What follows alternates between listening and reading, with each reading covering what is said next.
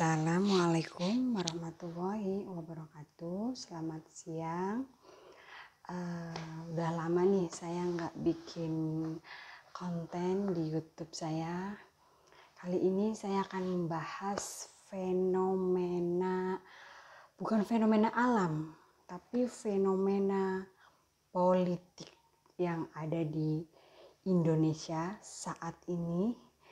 Ya, jadi budaya Indonesia itu ada lagi selain budaya-budaya kultur asli Indonesia itu ada lagi satu budaya politik yang ada di Indonesia ini dan saat ini yang sedang terjadi. Ya, kita simak bareng-bareng. Terima kasih yang udah setia menonton. Terima kasih saya ucapkan yang sudah subscribe. Di sini saya buat video ini, buat konten hanya untuk semata-mata membukakan pemikiran-pemikiran yang monoton, pemikiran-pemikiran yang sempit, dan pemikiran-pemikiran yang pendek. Ya, kita sebagai generasi bangsa, penerus bangsa, sebagai yang disebut dengan anak bangsa, itu harus berpikir panjang dan logis, ya, seperti Bung ini yang seperti sering diucapkan tuh sama Bung Rocky, akal waras, akal sehat, tapi sendirinya mau ketawa takut dosa. Ya udahlah, kita balik lagi ke topik yang kita akan bahas. Budaya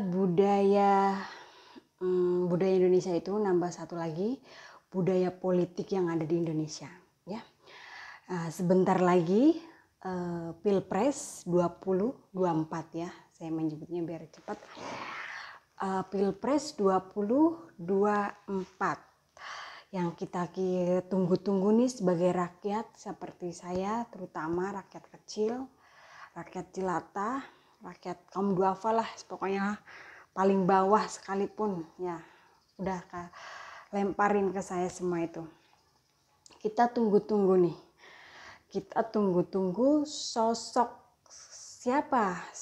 pemimpin, the next of president yang akan jadi nih ke depannya. Bisa nggak membawa Indonesia itu lebih maju atau lebih menderita, ya, atau bahasanya tuh lebih nyungsep, ya. Saya nggak bilang dan saya tidak mengatakan yang saat ini atau kemarin, perhatikan masa kepemimpinan Bapak Jokowi itu merosot atau jelek, ya. Yang saya lihat dan saya pandang itu udah lumayan bagus. Kenapa saya mengatakan dalam masa pemimpinan Pak Jokowi itu bagus? Karena ada hasil kerja nyata, nggak cuman omong doang gitu. Jalan, ya, dia lebih membangun ke infrastruktur, jalan tol itu udah bagus, dan BLT sejenis itu, rumah subsidi itu nggak cuman jadi wacana, tapi jadinya realita. Ya, itu udah termasuk bagus, wujud hasil nyata gitu, ya. Di sini saya akan membuka pemikiran-pemikiran orang-orang dan rakyat yang masih tuh memandang sesuatu apalagi hasil kerja yang kemarin yang lagi viral, ya. Maaf nih, bukan berarti saya ingin viral atau terkenal, enggak. Tapi saya ini sudut pandang saya, pendapat saya.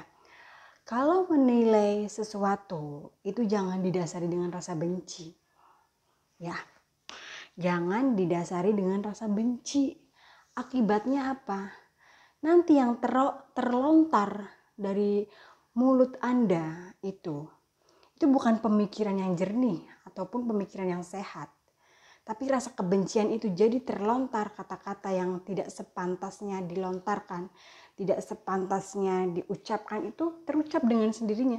Karena di hatinya tuh didasari dengan rasa benci yang teramat amat benci. Gitu loh. Yang seperti kasusnya Bung Rocky ya. Itu karena didasari rasa benci yang mendalam. Entah apa itu ya. Salah siapa itu. Harusnya tuh berkatalah dengan bijak dan benar ya, walaupun tidak baik. Udah bijaklah aja dulu. Tak usah harus benar atau baik. Apalagi membela salah satu. Kalau tidak membela, kalau tidak suka, lontarkanlah kata-kata kritik yang membangun, kritik yang positif, kritik yang merangkul. Jangan kritik yang isinya cuman benci sama negatif.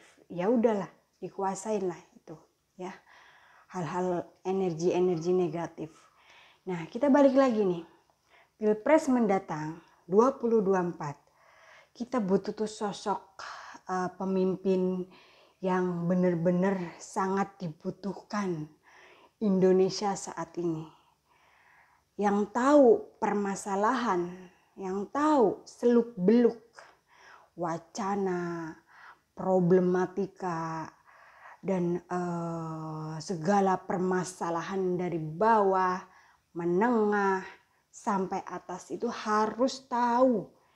Jangan cuma modal dengkul. Tahu modal dengkul. Mondar-mandir ke sana, jalan ke sini, nyari pertemanan, nyari lawan main, nyari ibarat kata tuh kalau nyari pacar, nyari pasangan, sibuk nyari pasangan yang cocok. Itu yang mana? Ada yang mendekati si A mendekati si B mendekati si C mendekati si D. Ujungnya sampai kapan, Pak? Ya, ujungnya sampai kapan? Saya sebagai rakyat, kalau bahasa Jawanya itu nyawang ya, nyawang, mengamati, itu udah lelah. Hayati lelah, capek gitu. Dan muak terakhirnya. Basa-basi bualan yang gak ada ujungnya. Yang dipersiapkan, yang harus dipersiapkan buat kalian. Capres, bacapres, bakal calon presiden, apalagi tuh nyebutnya ya, calon wakil presiden, toh siapa aja silakan. Yang penting membawa misi dan visi misi yang benar dan untuk rakyat yang tepat, bisa mensejahterakan dengan benar dan tepat, nggak salah sasaran. Itu yang harusnya tuh dibawa dulu ya. Nah, visi misi itu harus membawa yang masuk akal. Jangan cuma bualan, omong kosong, janji-janji. Capek lihatnya tuh. Saya yang capek. Ya. Visi misi yang jelas. Nanti ke depannya tuh mau bagaimana? Lah ini mondar-mandir kesana kemari, kemari, foto jepret, jalan ke sana, salaman ke sini, salaman ke sono, salaman ke si anu, salaman aja. Idenya udah ada belum? Gagasan ke depannya udah punya belum? Tahu masalah yang ada di Indonesia udah belum? Udah tahu belum? Tahu masalahnya aja enggak, gimana tahu solusinya? Kan logika. Jangan mondar-mandir, cepret, salam. Saya pusing yang lihatnya. Saya pusing bener. Ya, saya sebagai rakyat biasa nih, emak-emak, pusing lihat wacana-wacana seperti ini. Ini bagaimana arahnya? Tujuannya tuh mau bagaimana? Tahu nggak masalah-masalah yang ada di Indonesia saat ini, detik ini bahkan yang sama rakyat yang paling bawah sekalipun. Sejahterakan sama rakyat-rakyat yang paling bawah. Contoh, saya kasih contoh ya.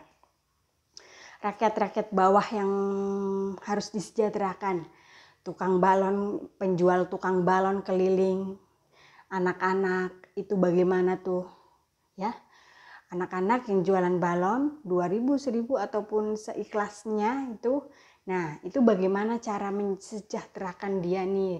Ini masalah ini Pak, ini masalah anak-anak kecil ya yang masih harusnya sekolah, harusnya bermain, tapi mereka harus berjualan balon, harus jualan tisu, harus jualan kerupuk ya, untuk membantu mencukupi ibunya, keluarganya ya kan. Nah ini masuknya ini ke masalah. Nah calon-calon presiden ini, the next of president ya, yang bakal jadi presiden itu harusnya tahu solusi untuk menangani dan tahu solusi untuk mensejahterakan rakyat yang seperti ini. Yang anak kecil jualan balon ini tuh harus bagaimana sejahteranya, cara mensejahterakannya tuh bagaimana, cara mengatasinya tuh bagaimana. Ini udah saya amati udah paling bawah loh. Yang saya lihat itu udah paling bawah ini. Anak jualan balon, anak jualan tisu, anak jualan snack, pokoknya anak kecil lah ya Pak, anak kecil. Nah ini soal untuk bapak-bapak ya, yang bakal calon presiden. Jangan cuma mondar mandir salaman cepret. Pusing saya rakyat kecil ya, apalagi saya nih kaum duafa, rakyat ini butuh sejahtera tapi ngelihat calon presidennya tebar senyum cepret salaman tapi idenya itu belum ada, kosong. Pusing saya yang lihatnya Pak. Nah anak kecil yang tadi itu sejahteranya bagaimana? Ini soal nomor 1 ya Pak. Ya, kalau mondar mandir bawa amplop isinya uang, dibagiin di orang-orang di pinggir jalan, orang-orang yang sangat membutuhkan, itu nggak apa-apa ya. Itu bagus. Teman kategorinya itu bapak kan duitnya banyak, uangnya udah nggak berseri ya. Itu kalau mau salaman sama rakyat kecil, tukang becak, tukang gojek, orang-orang di pinggir jalan, jangan salaman aja Pak. Kasihlah ini amplop, tangan kasih amplop, tangan bapak tempelin amplop, sekepok aja sebesar 1 juta. Mereka seneng kok, mereka seneng. Jangan cuma salaman tangan kosong, salaman tangan kosong. Ya kasihan, cuman foto. Mereka nggak butuh itu Pak. Untuk saat ini, detik ini, sebelum Bapak jadi presiden nih, yang mereka butuhin itu uang tunai untuk membantu masalah mereka pribadi sendiri-sendiri, setiap keluarga ya, setiap orang tuh. Itu sangat membantu. Yang butuh modal tuh kan, kalau salaman sama Bapak tuh langsung mending lah dapat saweran, amplop gitu lah ya kan. Bisa buat modal usaha, bisa buat jualan balon, nambah, bisa yang jadi jualan kopi, bisa buat belanja nambah kopi gitu kan. Masuk akal ini ya. Walaupun Bapak ngelakuinnya setelah saya ngomong nih. Setelah saya ada omongan kayak gini baru ngelakuin. Ya nggak apa-apa wis, daripada terlambat. Balik lagi dari permasalahan yang ada di Indonesia saat ini, untuk rakyat yang paling dari bawah banget, tadi anak kecil. Terus permasalahan yang kedua, pedagang keliling yang jalan kaki, pakai gerobak, pakai sepeda, jalan kaki keliling kesana kesini, nyari pembeli nggak nemu, belum ada yang beli, dagangannya masih utuh sampai sore, sampai malam sampai tengah malam pun laku sedikit. Nah itu sisanya mau dibawa kemana, itu sisa dagangannya, dia nyari uang dengan sangat susah payah begitu. Ini masalah kedua loh Pak ya, yang saya lihat dan saya amati itu.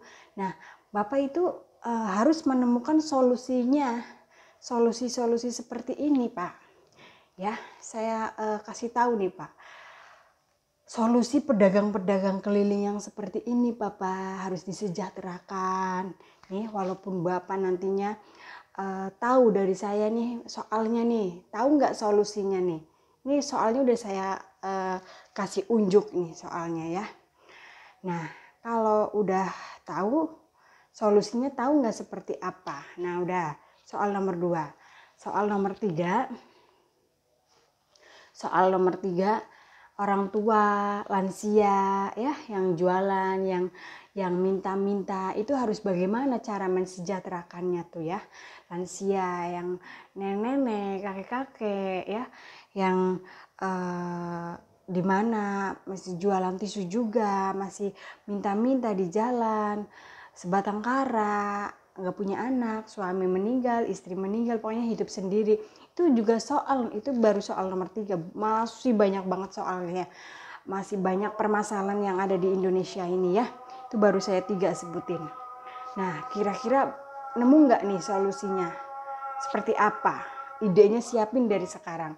Baru nanti pas opening ya, adu gagasan, itu udah nemuin jawabannya, solusinya gitu ya. Sekian video dari saya dulu, nanti lanjut lagi ya. Terima kasih.